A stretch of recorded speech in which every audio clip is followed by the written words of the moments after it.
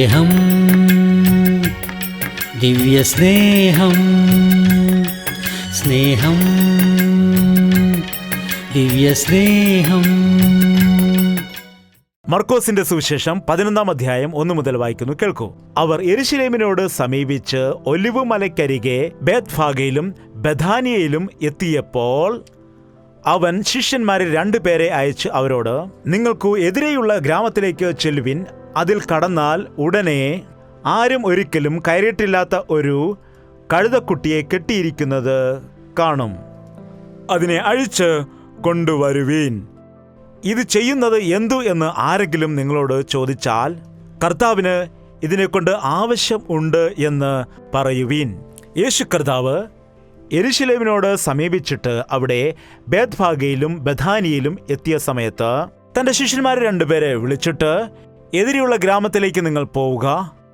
അവിടെ ഒരു കഴുതക്കുട്ടി കെട്ടിയിരിക്കുന്നത് കാണാം. അതിനെ അഴിച്ചുകൊണ്ട് വരുവിനെന്ന് പറഞ്ഞു. എന്തിനാണ് ഇതിനെ അഴിച്ചുകൊണ്ട് പോകുന്നതെന്ന് ആരെങ്കിലും നിങ്ങളോട് ചോദിച്ചാൽ, കർത്താവിന് ഇതിനെക്കൊണ്ട് ആവശ്യമുണ്ട് എന്ന് പറയുവിനെന്ന് പറഞ്ഞു. കർത്താവ് സഞ്ചരിക്കുന്നതിന് വേണ്ടി ഒരു കഴുതക്കുട്ടിയെ ആഗ്രഹിച്ചു. ആ കാലത്ത് ഒരു സാധാരണക്കാരന്റെ വാഹനം എന്ന് പറയുന്നതാണ് കഴുത. ഈ കാലത്ത് സൈക്കിൾ ഉപയോഗിക്കുന്നത് കണ്ടിട്ടില്ലേ? അതുപോലെ ധനവാന്മാരാണെങ്കിൽ കുതിരപ്പുറത്ത് പോകും, അതിലും വലിയ ആളുകളാണെങ്കിൽ രഥത്തിൽ യാത്ര ചെയ്യും. എന്നാൽ സ്വർഗീയ സിംഹാസനത്തെ വിട്ടിട്ട് വന്നതായ കർത്താവ് നമുക്ക് വേണ്ടി ഒരു സാധുവായിട്ട് എളിയ മനുഷ്യനായി മാറിയിട്ട് കഴുതപ്പുറത്ത് കയറി നമ്മുടെ അടുക്കിലേക്ക് വരികയാണ്. എതിരെയുള്ള ഗ്രാമത്തിലേക്ക് ചെല്ലൂ, അവിടെ ഒരു കഴുതക്കുട്ടി ഉണ്ട്, അതിനെ എനിക്ക് വേണം. ആ കഴുതക്കുട്ടിക്കുള്ള പ്രത്യേകത എന്താണ്? ആരും ഇതുവരെയും ആ കഴുതപ്പുറത്ത് കയറിയിട്ടില്ല. കാരണം അനുവദിച്ചില്ലായിരിക്കാം. ചില കഴുതകളുണ്ട്, അതിനെ നിയന്ത്രിക്കുവാൻ വളരെ ബുദ്ധിമുട്ടാണ്. അതുകൊണ്ടാണ് അതിനെ കെട്ടിയിട്ടിരിക്കുന്നത്. സാധാരണ കഴുതയെ കെട്ടിയിടേണ്ട ആവശ്യം ഇല്ല. കഴുത തൻ്റെ യജമാനനെ അറിയുന്നുവെന്ന് ബൈബിളിൽ പറയുന്നു. അപ്പോൾ ഇതിനെ കെട്ടിയിരിക്കുന്നത് ഇത് അനുസരണമില്ലാത്ത കഴുതയാണ്, കീഴ്പ്പെടാത്ത കഴുതയാണ്, ഉപയോഗമില്ലാതെ ഇരുന്ന ഒരു കഴുതയാണ്. എന്നാൽ യേശു ക്രിസ്തു ആരെ തിരഞ്ഞെടുത്തു എന്ന് നോക്കൂ. എന്നെ അന്വേഷിക്കാത്തവർക്ക് എന്നെ കണ്ടെത്തുവാൻ ഇടവന്നു എന്ന വചനം പറയുന്നു. ആകാത്ത വഴിയിൽ നടക്കുന്ന മത്സരമുള്ള ജനത്തിലേക്ക് ഞാൻ ഇടവിടാതെ കൈനീട്ടുന്നു എന്ന് കർത്താവ് പറഞ്ഞു. അങ്ങനെയുള്ളവരെയാണ് അവൻ തിരഞ്ഞെടുത്തത്. ഞാൻ നീതിമാന്മാർക്ക് വേണ്ടിയല്ല വന്നത്, പാപിയെ തിരിഞ്ഞ് രക്ഷിപ്പാനാണ് ഞാൻ വന്നതെന്ന് അവൻ പറഞ്ഞു. നോക്കൂ, കർത്താവ് വലിയവരെയും വലിയ ജ്ഞാനമുള്ളവരെയും ബുദ്ധിയുള്ളവരെയും പണമുള്ളവരെയും ഒന്നുമല്ല ദൈവം അന്വേഷിക്കുന്നത്.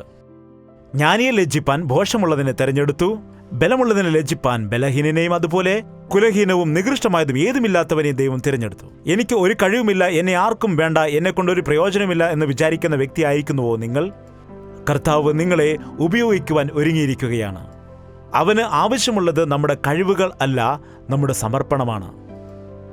നിങ്ങൾ അവൻ്റെ വിളിയെ അനുസരിച്ചാൽ, അവൻ്റെ വിടുതലിനെ നിങ്ങൾ ഏറ്റെടുത്താൽ, അവൻ നിങ്ങളെ തൻ്റെ നാമമഹത്വത്തിനു വേണ്ടി തൻ്റെ പദ്ധതിയിലേക്ക് ഉപയോഗിക്കുവാൻ ആഗ്രഹിക്കുന്നു.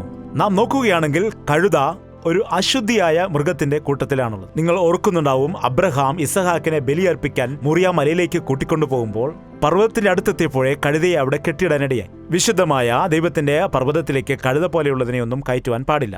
അതുപോലെ തന്നെ ആദാമും ഹവ്വായും പാപം ചെയ്തതായ സമയത്ത് അവർ ദൈവസന്നിധിയിൽ നിന്നും ഓടിപ്പോകാൻ വേണ്ടി ശ്രമിച്ചു. വിശുദ്ധനായിരിക്കുന്ന ആ ദൈവത്തെ അവർക്ക് നേരിടുവാൻ കഴിഞ്ഞില്ല. അങ്ങനെയെങ്കിലും നമ്മുടെ കർത്താവായ യേശു ക്രിസ്തു പാപികളെ തിരഞ്ഞു രക്ഷിപ്പാനായിട്ട് വന്നു. കഴുത ദൈവത്തിന് സ്വീകാര്യമായത് അല്ല, പാപി ദൈവത്തിന് സ്വീകാര്യമായത് അല്ല. നിങ്ങൾ പുറപ്പാട് പുസ്തകം 13-ാം അധ്യായം 13-ാം വാക്യം വായിച്ചാൽ, എന്നാൽ കഴുതയുടെ കടിഞ്ഞൂലിനെ ഒക്കെയും ആട്ടിൻകുട്ടിയെ കൊണ്ട് വീണ്ടുകൊള്ളണം. അതിനെ വീണ്ടുകൊള്ളുന്നില്ല എങ്കിൽ അതിൻ്റെ കഴുത്ത് ഒടിച്ചു കളയണം എന്നാണ് ദൈവവചനം ഇവിടെ വായിക്കുന്നത്.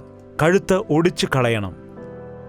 കഴുതയ്ക്ക് പകരമായിട്ട് ആട്ടിൻകുട്ടിയെ അർപ്പിക്കണം. അങ്ങനെ ആട്ടിൻകുട്ടിയെ അർപ്പിച്ചില്ലെങ്കിൽ അതിന് പകരം കഴുതയുടെ കഴുത്ത് ഒടിച്ചു കളയണം. ഒരു പാപിക്ക് ദൈവത്തിൻ്റെ കൃപാസനത്തിലേക്ക് വരുവാൻ കഴിയില്ല. ഒരു പാപിക്ക് ദൈവത്തിൻ്റെ സന്നിധിയിലേക്ക് വരാൻ കഴിയില്ല. ഒരു പാപിയെ ദൈവം അംഗീകരിക്കുകയില്ല. ഒരു പാപി ദൈവത്തിൻ്റെ സന്നിധിയിലേക്ക് ചെല്ലണമെങ്കിൽ അവൻ്റെ പാപത്തിൻ്റെ പരിഹാരമായിട്ട് ആട്ടിൻകുട്ടിയെ അർപ്പിക്കേണ്ടതാണ്. നമ്മുടെ യേശു ക്രിസ്തു ലോകത്തിൻ്റെ പാപം ചുമക്കുന്ന ദൈവത്തിൻ്റെ കുഞ്ഞാടായിട്ടാണ് ലോകത്തിലേക്ക് വന്നത്. കഴുതയുടെ സ്വഭാവമുള്ളവരായ നമ്മെ രക്ഷിക്കാൻ, വിടുവിക്കുന്നതിനു വേണ്ടി, നമ്മുടെ സ്ഥാനത്ത് മരിക്കുന്നതിനു വേണ്ടി, നമുക്ക് വേണ്ടി ബലിയാകാൻ അവൻ ലോകത്തിലേക്ക് വന്നു. നാം പാപത്തിന്റെ സ്വഭാവമുള്ള കഴുതയെപ്പോലെയുള്ളവരാണ്. എന്നാൽ കർത്താവ് നമ്മുടെ സ്ഥാനത്ത് നമുക്ക് വേണ്ടി പരിഹാരം ചെയ്തു. കഴുത അനുസരണമില്ലാത്തതാണ്. അതുപോലെ മനുഷ്യനും അനുസരണമില്ലാത്തവനാണ്. പറഞ്ഞാൽ കേൾക്കാത്തവൻ, കീഴ്പ്പെടാത്തവൻ, വകവയ്ക്കാത്തവൻ. വളർന്നു വരുന്ന നമ്മുടെ കുഞ്ഞുങ്ങളെ നോക്കൂ. സ്വാഭാവികമായും അവരിൽ അനുസരണക്കേട് നമുക്ക് കാണുവാൻ കഴിയും. പറഞ്ഞാൽ കേൾക്കുകയില്ല, നമ്മോട് എതിർത്ത് സംസാരിക്കുന്നത് കാണാം. ഇങ്ങോട്ട് വരാൻ പറഞ്ഞാൽ അങ്ങോട്ട് പോകും. കഴുതയുടെ സ്വഭാവമാണ്. കഴുത എപ്പോഴും പുറകോട്ടേ പോകത്തുള്ളൂ, മുൻപോട്ട് പോകില്ല, അനുസരിക്കില്ല. നമ്മൾ പറയുന്ന കാര്യങ്ങൾ അത് അംഗീകരിക്കില്ല, മടി കാണിക്കും. കഴുതയെ ദൈവം തിരഞ്ഞെടുക്കുവാനിടയായി. കഴുത എന്നത് ഒരു പാപിയെ സൂചിപ്പിക്കുകയാണ്. ഇവിടെ അനുസരണമില്ലാത്ത ഒരു കഴുത, അങ്ങനെയുള്ളൊരു കഴുതയെ അഴിച്ചുകൊണ്ട് വരുവാനാണ് പറയുന്നത്. അത് കെട്ടപ്പെട്ട കഴുതയാണ്. ഇന്ന് അനേകം ആളുകൾ പാപത്താൽ കെട്ടപ്പെട്ട അവസ്ഥയിലാണ്. ദുശീലങ്ങളാൽ ബന്ധിക്കപ്പെട്ടിരിക്കുന്നു. പാപം ചെയ്യുന്ന വ്യക്തി പാപത്തിന് അടിമയാകും. ഒരു മദ്യപിക്കുന്ന വ്യക്തി മദ്യപാനത്തിന് അടിമയാണ്. അവൻ അതിൽ കെട്ടപ്പെട്ടിരിക്കുന്നു. അതുകൊണ്ടാണ് അവൻ രക്ഷപ്പെടുവാൻ കഴിയാത്തത്. ഒരു പുകവലിക്കുന്ന വ്യക്തി പുകവലിക്ക് ബന്ധിക്കപ്പെട്ടിരിക്കുന്നു. അവന് അത് വിടുവാൻ കഴിയുന്നില്ല. ഒരു വ്യഭിചാരി ആ പാപത്തിൽ വീണ് കിടക്കുകയാണ്. പാപത്തിന്റെ ബന്ധനത്തിൽ വീണ് മനുഷ്യർ നശിക്കുകയാണ്. രക്ഷപ്പെടുവാൻ ആഗ്രഹമുണ്ടെന്നല്ല, അവനെ രക്ഷപ്പെടാൻ സാധിക്കുന്നില്ല. ശരിയല്ലേ?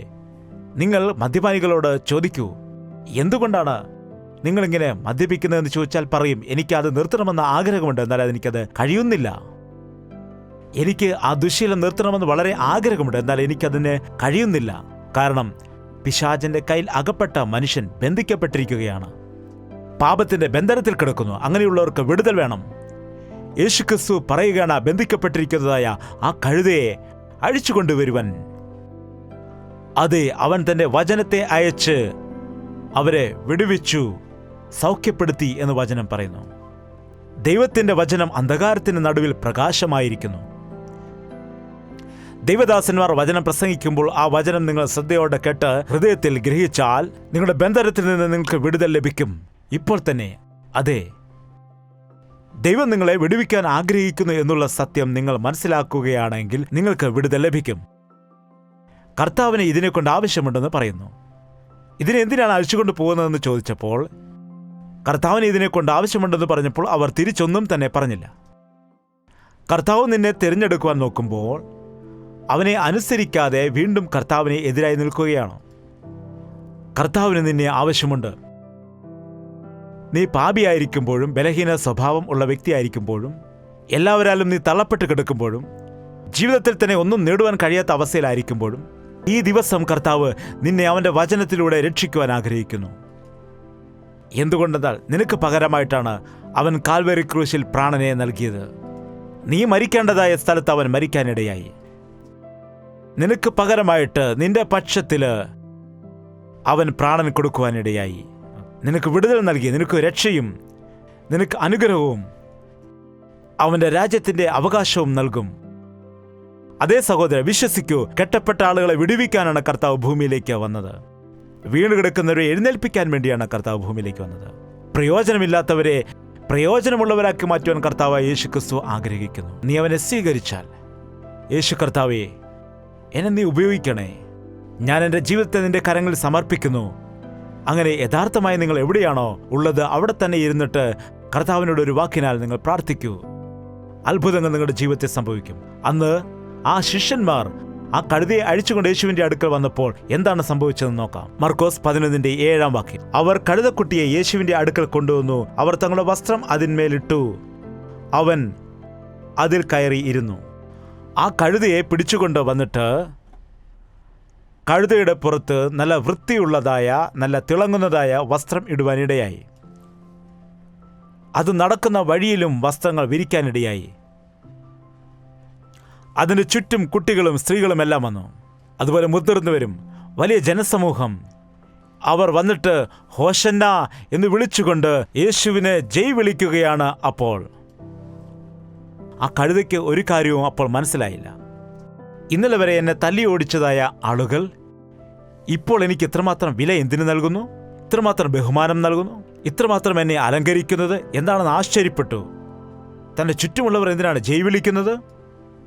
എന്നാൽ അല്പം കഴിഞ്ഞപ്പോൾ ആ കഴുതയ്ക്ക് മനസ്സിലായി, എന്താണ്, ഇതൊന്നും എന്നിൽ കൂടി അല്ല, ഞാൻ യേശുക്രിസ്തുവിനെ വഹിക്കുന്നത് കൊണ്ടാണ് എനിക്കിത്ര മഹത്വം കിട്ടുന്നത്. ശരിയാണ്, എന്നെപ്പോലെയുള്ള ദൈവദാസന്മാരും പാസ്റ്റർമാരും പലരും കഴുതയുടെ സ്വഭാവമുള്ളവരാണ്.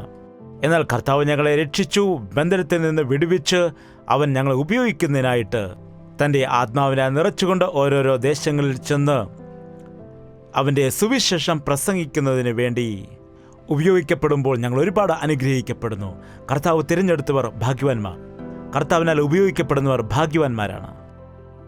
നിങ്ങൾ ആരാണെങ്കിലും ഏത് അവസ്ഥയിലുള്ളവരാണെങ്കിലും അവനെ അനുസരിക്കുകയും അവൻ്റെ വിളിക്ക് കീഴ്പ്പെടുകയും ചെയ്താൽ അത് നല്ലത്. അവൻ നിന്നെ തിരഞ്ഞെടുക്കുമ്പോൾ നീ സമർപ്പിച്ചാൽ നിന്നിൽ കൂടി അവൻ വൻ കാര്യങ്ങൾ ചെയ്യും. അവൻ്റെ സുവിശേഷ വേലയിൽ നിന്നെ ഉപയോഗിക്കും. അവൻ്റെ നല്ല സാക്ഷിയായി നിന്നെ അവൻ നിലനിർത്തും. അവൻ്റെ നാമമഹത്വത്തിനായി അവൻ നിന്നെ ഉയർത്തും, അനുഗ്രഹിക്കും. എത്ര വലിയ ഭാഗ്യം ഈ കഴുതയ്ക്ക് ലഭിച്ചുവെന്ന് നോക്കുക. കർത്താവിനെ വഹിക്കുവാനുള്ള ഭാഗ്യം. യേശുക്രിസ്തു മരിച്ചതിന് ശേഷം 3-ാം നാൾ ഉയർത്തെഴുന്നേൽക്കുമെന്ന് അവൻ പറഞ്ഞു. ആ പ്രഭാതത്തിൽ ചില സ്ത്രീകൾ അവിടെ പോയി. അപ്പോൾ കല്ലറ ഒഴിഞ്ഞുകിടക്കുന്നു. ചിലർ നിരാശരായി തിരിച്ചുപോയി. എന്നാൽ മഗ്ദലക്കാരത്തെ മറിയം മാത്രം അവിടെ നിന്നു. അവളവിടെ കരയുകയാണ്, എൻ്റെ കർത്താവിന് എന്തു പറ്റി എന്ന്. അപ്പോൾ കർത്താവ് അവൾക്ക് വെളിപ്പെട്ടിട്ട്, മകളെ, നീ എന്തിനാണ് കരയുന്നത്? ആരെയാണ് നീ അന്വേഷിക്കുന്നത് എന്ന് ചോദിച്ചപ്പോൾ അവൾ തോട്ടക്കാരനാണെന്ന് വിചാരിച്ചു. എൻ്റെ കർത്താവിനെ ആരോ എടുത്തുകൊണ്ട് പോയിരിക്കുന്നു. അവനെ എവിടെ വെച്ചു എന്ന് പറയൂ, ഞാൻ അവനെ എടുത്തുകൊണ്ട് പോയിക്കോളാം എന്ന് പറഞ്ഞു. യഥാർത്ഥത്തിൽ കർത്താവാണ് നമ്മെ ചുമന്നുകൊണ്ടിരിക്കുന്നത്, നാമല്ല കർത്താവിനെ ചുമക്കുന്നത്. ദൈവത്തെ നമുക്കെങ്ങനെ ചുമക്കാൻ കഴിയും?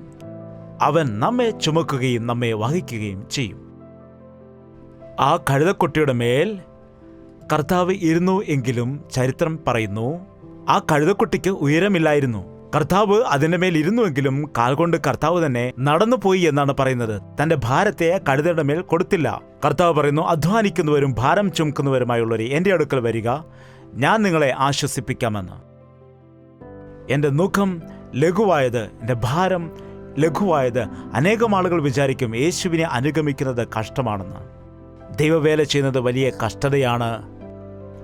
കർത്താവിൽ വിശ്വസിക്കണമെങ്കിൽ നാം ഈ ലോകത്തെ വെറുക്കണം എന്നൊക്കെ, ലോകത്തിലേക്ക് ഇറങ്ങാതിരിക്കുന്നത് വളരെ ബുദ്ധിമുട്ടാണ് എന്ന് പറഞ്ഞ അനേകർ യേശുവിൽ നിന്ന് പിന്മാറിപ്പോകുന്നു. അങ്ങനെയല്ല.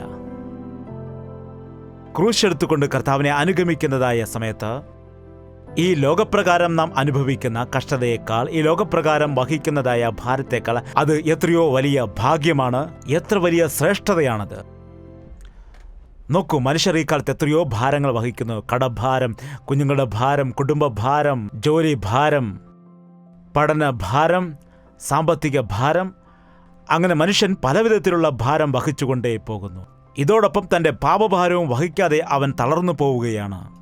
കർത്താവ് പറയുന്നു, എൻ്റെ അടുക്കിലേക്ക് വരിക, നിന്റെ ഭാരമെല്ലാം ഞാൻ മാറ്റിയിട്ട് ലഘുവായ ലളിതമായ ഭാരത്തെ, അവൻ്റെ സ്നേഹത്തെക്കുറിച്ച് പറയുന്ന, അവൻ്റെ കൂട്ടായ്മയെക്കുറിച്ച് പറയുന്ന, അവൻ്റെ വേല ചെയ്യുവാനുള്ള ഭാഗ്യം നിനക്ക് നൽകാമെന്ന്. ഒരു ദിവസം ഒരു പിതാവ് ഒരു ടേബിൾ ഒരു സ്ഥലത്ത് നിന്ന് മറ്റൊരു സ്ഥലത്തേക്ക് കൊണ്ടുപോകുന്ന സമയം തൻ്റെ 3 വയസ്സ് പ്രായമുള്ള മകൻ വന്നിട്ട് പറഞ്ഞു, ഞാനും കൂടെ സഹായിക്കാം എന്ന്. അപ്പോൾ പിതാവ് പറഞ്ഞു, എടാ, നിനക്കത് എടുക്കുവാൻ കഴിയില്ല. എങ്കിലും അവൻ നിർബന്ധിച്ചത് കൊണ്ട് സമ്മതിച്ചു. അങ്ങനെ ആ പിതാവ് മേശ എടുത്തുകൊണ്ടുപോകുമ്പോൾ മകനും വിരൽ വെച്ച് പിടിച്ച് താനും അത് എടുക്കുന്നു എന്ന രീതിയിൽ മുക്കുകയും മൂളുകയും ചെയ്യുന്നുണ്ട്. താനും അത് ചുമക്കുന്നുണ്ടെന്നാണ് അവൻ വിചാരിക്കുന്നത്. എന്നാൽ യഥാർത്ഥത്തിൽ അത് എടുക്കുന്നത് അവൻ്റെ പിതാവാണെന്നുള്ള കാര്യം അവന് അറിയുന്നില്ല. പലപ്പോഴും നമ്മുടെ ഭാരങ്ങൾ കർത്താവിന് കൊടുക്കുമ്പോൾ അവനാണത് വഹിക്കുന്നത്. പലപ്പോഴും നാമും അതുപോലെ അവൻ്റെ സേവ ചെയ്യുമ്പോൾ, അവൻ പറഞ്ഞ കാര്യങ്ങൾ ചെയ്യുന്ന സമയം നാം എന്തൊക്കെയോ ചെയ്യുന്നുവെന്നാണ് നാം വിചാരിക്കുന്നത്. എന്നാൽ അവനാണ് വഹിക്കുന്നത്, അവനാണ് നമ്മെ നടത്തുന്നത്, അവനാണ് സകല കാര്യവും നിർവഹിക്കുന്നത്. അവൻ നമ്മോട് കൂടെയുള്ളത് കൊണ്ട് അസാധ്യമായ കാര്യങ്ങളെ നമുക്ക് അവൻ സാധ്യമാക്കും. യേശുക്രിസ്തുവിൽ വിശ്വാസം വച്ചിരിക്കുന്നവർക്ക് ഒന്നും അസാധ്യമാകില്ല എന്ന് ബൈബിളിൽ പറയുന്നു.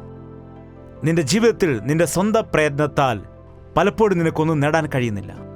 ഇന്ന് കർത്താവ് നിന്നെ തിരഞ്ഞെടുത്തിരിക്കുന്നു. ഒരുപക്ഷെ നിന്റെ മാതാപിതാക്കൾ നിന്നെ തള്ളിക്കളഞ്ഞിരിക്കാം. മനുഷ്യർ നിന്നെ നിന്ദിച്ചിരിക്കാം. നിനക്ക് തന്നെ നീ ഒരു വിലയുമില്ലാത്തവനായി തോന്നിയിരിക്കാം. എന്നാൽ ഈ ദിവസം കർത്താവിന് നിന്നെക്കൊണ്ട് ആവശ്യമുണ്ട്. അതുകൊണ്ടാണ് ഈ ദിവസം ഈ വചനത്തിൽ കൂടി കർത്താവ് നിന്നോട് സംസാരിക്കുന്നത്. നീ ഏൽപ്പിച്ചു കൊടുക്കുമോ? ഇതാ കർത്താവേ, എൻ്റെ ജീവിതം എന്ന് നീ ഏൽപ്പിച്ചു കൊടുക്കുമോ? നിന്നെ തന്നെ കർത്താവിനായി നീ സമർപ്പിക്കുമോ? നിന്റെ ജീവിതം തന്നെ മാറിപ്പോകും. നിന്റെ സ്ഥിതിഗതികൾ മാറും. നിന്റെ ഭാവി മാറാനിടയാകും. നിന്റെ ജീവിതത്തിൽ ഇതുവരെ നീ അനുഭവിക്കാത്ത തരത്തിലുള്ള അനുഗ്രഹം നീ കാണും. ബലവാന്റെ കയ്യിലെ ആയുധം പോലെ നിന്നെ അവൻ്റെ കയ്യിൽ ഉപയോഗിക്കപ്പെടും. ഒരു പണി ആയുധത്തിൻ്റെ ശ്രേഷ്ഠത അത് ഉപയോഗിക്കുന്നവൻ്റെ കയ്യിൽ നിന്നാണ് വരുന്നത്, അല്ലാതെ ആയുധത്തിൽ നിന്നല്ല. കർത്താവിൻ്റെ കയ്യിൽ നമ്മെ ഏൽപ്പിച്ചു കൊടുത്താൽ നമുക്ക് ഒരു കഴിവുമില്ല എങ്കിൽ പോലും ശക്തിയോടെ നമ്മെ ഉപയോഗിക്കാൻ കഴിയുന്ന ദൈവമാണ് നമ്മുടെ യേശു ക്രിസ്തു. എന്നെയും നിന്നെയും അവൻ ഉപയോഗിക്കുന്നതിനായി, എല്ലാവരെയും അവൻ്റെ സാക്ഷികളായി മാറ്റുന്നതിന് വേണ്ടി അവൻ്റെ പദ്ധതി നമ്മുടെ മേൽ വെച്ചിരിക്കുന്നു. നാം അനുസരിക്കുകയാണെങ്കിൽ, നാം അവനെ കീഴ്പ്പെടുകയാണെങ്കിൽ നമ്മുടെ ജീവിതം അവൻ്റെ കയ്യിൽ അനുഗ്രഹിക്കപ്പെടുവാൻ ഇടയാകും. കർത്താവേ, ഈ ദിവസം ഇതാ എൻ്റെ ജീവിതം ഇപ്പോൾ നിന്റെ കരങ്ങളിലേക്ക് സമർപ്പിക്കുന്നു എന്ന് പറയാൻ കഴിയുമോ? പ്രാർത്ഥിക്കാം. പരിശുദ്ധനായ സ്നേഹമുള്ള പിതാവേ, ആ കാലത്ത് കഴുതയെയും കഴുതക്കുട്ടിയും തിരഞ്ഞെടുത്തതുപോലെ ഇന്ന് അതേ സ്വഭാവം ഉള്ളതായിരിക്കുന്ന ഞങ്ങളെയും തിരഞ്ഞെടുക്കണമേ. നിനക്ക് ഉപയോഗിക്കുന്നതിനായി, നിന്റെ സാക്ഷികളായി നിൽക്കുന്നതിനു വേണ്ടി നിന്റെ ശുശ്രൂഷ ഭാരത്തെ, നിന്റെ സുവിശേഷ ഭാരത്തെ ഞങ്ങളുടെ മേൽ വച്ചിട്ട് നിന്നെ മഹത്വപ്പെടുത്തുവാനാണ് ഞങ്ങൾ ഈ ഭൂമിയിൽ ജീവിക്കുന്നതെന്ന്, അതിനാണ് ഞങ്ങളെ തിരഞ്ഞെടുത്തതെന്ന് ഞങ്ങൾ മനസ്സിലാക്കുവാൻ സഹായിക്കണമേ. ആരാണോ പറയുന്നത് എനിക്കൊന്നും ചെയ്യാൻ കഴിയില്ല, എന്നെ എല്ലാവരും തള്ളിക്കളഞ്ഞിരിക്കുന്നു, എന്നെ എല്ലാവരും ഉപേക്ഷിച്ചിരിക്കുന്നു, എനിക്കൊന്നും നേടുവാൻ കഴിയുന്നില്ല, ഞാൻ തളർന്നു പോകുന്നു, പാപം കൊണ്ട് കെട്ടപ്പെട്ട അവസ്ഥയിലായിരിക്കുന്നു, ദുശീലത്താൽ തകർന്ന അവസ്ഥയിലായിരിക്കുന്നു, അങ്ങനെയുള്ളവർക്ക് നസ്രയനായ യേശുക്രിസ്തുവിൻ്റെ നാമത്തിൽ വിടുതൽ ഉണ്ടാകുമാറാകട്ടെ. അങ്ങനെയുള്ളവരെ നിന്റെ പാദപീഠത്തിലേക്ക് കൊണ്ടുവരികയാണ് ദൈവമേ. നീ ഉപയോഗിക്കണമേ. നീ അവരെ ബലപ്പെടുത്തണമേ. നിന്നെ തന്നെ മഹത്വപ്പെടുത്തണമേ. നീ അവരെ സാക്ഷികളായി നിർത്തണമേ. നിന്നെ വഹിക്കാനുള്ള ഭാഗ്യം, നിന്റെ സുവിശേഷം പ്രസംഗിക്കാനുള്ള അവസരം എത്ര ശ്രേഷ്ഠമാണെന്ന് ഞങ്ങൾ തിരിച്ചറിയേണ്ടതിന് നിന്റെ അഭിഷേകം ഞങ്ങളുടെ മേൽ വർഷിക്കുമാറാകണമേ. ഈ സന്ദേശം കേട്ടുകൊണ്ട് ഈ പ്രാർത്ഥനയിൽ ഏകീഭവിച്ചുകൊണ്ടിരിക്കുന്ന ഏത് വ്യക്തികളെയാണോ നീ തിരഞ്ഞെടുത്തിരിക്കുന്നത്, അവരുടെ ഹൃദയങ്ങളിൽ പരിശുദ്ധാത്മാവിൻ്റെ പ്രവൃത്തി അയച്ച് ഇപ്പോൾ തന്നെ നിന്റെ പാദപീഠത്തിൽ വീണ് സമർപ്പിക്കുന്നതിന് വേണ്ടി നീ അവരെ സഹായിക്കണമെന്ന് യേശു ക്രിസ്തുവിന്റെ നാമത്തിൽ അപേക്ഷിക്കുന്നു പിതാവേ. ആമേൻ. യേശുവേ, യേശുവേ, യേശുവേ, യേശുവേ, യേശുവേ, യേശുവേ, യേശുവേ, യേശുവേ. നിന്നെ നിന്നെ എന്നും ഞാൻ സേവിക്കും, നീ മാത്രം രാജാവെന്നും. നിന്നെ നിന്നെ എന്നും ഞാൻ സേവിക്കും, നീ മാത്രം രാജാവെന്നും. യേശുവേ, യേശുവേ, യേശുവേ, യേശുവേ, യേശുവേ, യേശുവേ, യേശുവേ, യേശുവേ, യേശുവേ, യേശുവേ, യേശുവേ.